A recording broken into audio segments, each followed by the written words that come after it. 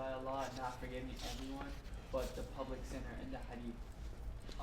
Is tawbah sufficient for us for such a sin?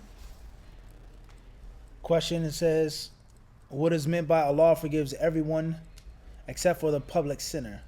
Is tawbah sufficient for such a sin? What's meant by this hadith is how you'll be alright by going with Allah's sunnah. Allah chose not to expose you, and Allah could have exposed you, but He chose to hide your sins, to cover your sins, to give you another chance, and for you to realize and to reflect and ponder the mercy of Allah. So now you're going against Allah's way. You're going against His mercy. And that could come with a type of arrogance. I don't need to be covered and hidden. You understand? That leads to other problems. So revealing one's sins is disrespect to Allah. So that's what's meant by that hadith. Is that my ummah will be forgiven except for those who expose and publicize their sins. And oftentimes if you expose and publicize yourself as if there's no more shame. And if you'll keep doing those sins, as if you'll what? Keep doing them, keep performing them. Because I did it last night. Even though Allah kept it from your eyes. So I'm sitting in front of you. You don't know what I did last night. You may think I'm righteous. I may have done anything. You don't know. I don't need Allah to cover my sins. I'm going to publicize them to you. That leads to a type of you looking down upon the sin and scorning the sin and scorning Allah's mercy. And the list goes on. What's important is if you did that, if you publicize your sins, you made a sin and you told the people about it, then make tawbah for that. And don't go back to it. Wallahu a'lam. Of course, social media plays a big role in this. Publicizing your sins on social media. Allahumma musta'an. Fadl. From online. Ali in the UK. Assalamu alaikum. Can you please give us some virtues of Yawm al-Jummah and some common reasons why people may lose out on the barakah of it? Question is from London. Please give us some virtues of the day of Jummah and why some people lose out on it. Some of the barakah and the virtues of Yawm al-Jummah, one of them is to see your brother that you may not see during the week. And the Prophet ﷺ tells us about smiling in the face of the brother, shaking the hand of the brother, sins being forgiven. Okay, innamal mu'minuna, the brothers are nothing, the believers are nothing more than brethren. So there are many virtues of the day of Jummah. From those virtues is that it's a day of congregation with the believers. And you get to see the believers. And oftentimes brothers eat on Jummah. The Prophet tells us and instructs us to eat together. The more the hands, the better and more blessed the dishes, inshallah. So there are many virtues of Jummah. From those virtues is that you get to see what? The Muslims, and to see your brothers and to sit with them and to shake their hands, to give them hugs, etc. Sins being forgiven, good deeds being accepted, and to learn of the state of your brother. Let alone the other virtues of Al-Jummah. Wallahu alam. From listening on your FMF episode called The Graphic Novelist, what would be a good Arabic book for one who reads the Quran but is lacking in understanding it to read? Question is from where? Toronto, Canada. Toronto, Canada. What would be a good book for one to read who wants more understanding of the Quran? They're lacking in understanding of the Quran based off of the 5 Minutes of Faith episode, The Graphic Novelist. The Graphic Novelist. I would say Tafsir al-Jalalain.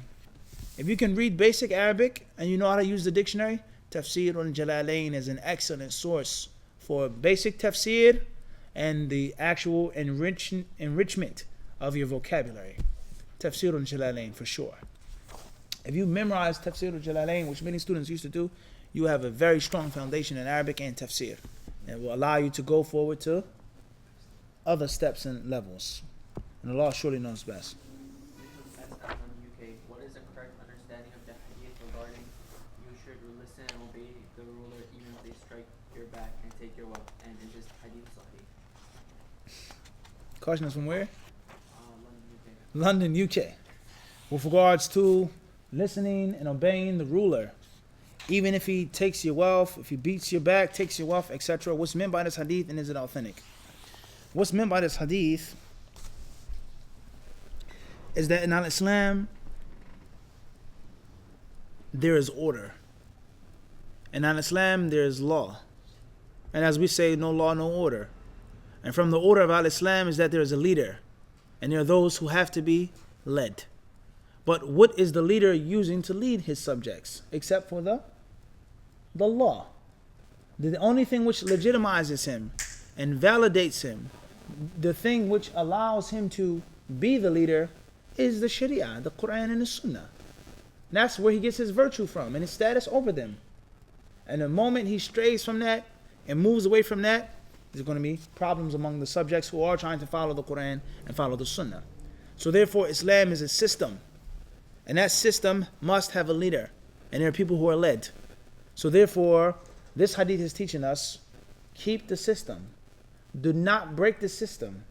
When you disregard and go against the system, things will become chaotic in your lives. When no one's being led, no one is leading, or there are too many leaders and not enough led, and no one wants to listen and obey and follow the ruler, even if the ruler has shortcomings and mistakes. Even if the ruler has shortcomings and mistakes, as long as he's the leader based off of Quran and Sunnah, and as long as he's trying to do his job regarding his subjects, his flock, he may have some personal issues, some oppression, some tyranny, some wrongdoing, some sins, etc. here and there, but he is the legitimate Islamic ruler. Don't break the system of Allah. And when you break that system, things become chaotic. When no one wants to listen, no one wants to obey, no one wants to follow, and everyone wants to voice their own opinion and do what they want to do, things become chaotic. And when things become chaotic, those who suffer are not, in most cases, the rebels or those who revolt, but it's the women, the children, the orphans, the old sick men, the weak men that aren't fighting. Those people that suffer the most. And history has taught us this. They're the ones who suffer. Everyone understand this? When countries go to war, the bombs are not dropped on the soldiers. They're dropped where? On the civilians. They're blown to pieces. They starve. They die. The prices are raised, etc. So Islam is a system. And that system, from the system of Islam, is that there is an imam. And there is a ma'mum, one who is led. And the Prophet is telling us in this hadith not to break that system. Even if there is what? This and that. That's what's meant by that hadith. As far as, is this hadith sahih? Is it authentic? Then some of the ulama of Islam have explained that that specific wording, هذه اللفظة in Sahih Muslim, ممن تقد على الإمام مسلم ممن تقد عليه ومما سلم للمنتقد. يعني أن المنتقد الناقد قد أصاب بنقد هذه اللفظة في صحيح مسلم، بخلاف من انتقد بعض الحفاظ كالدارقطني وغيره وكان الحق مع الإمام مسلم أو كان الصواب مع الإمام البخاري. في ذلك كلام يطول.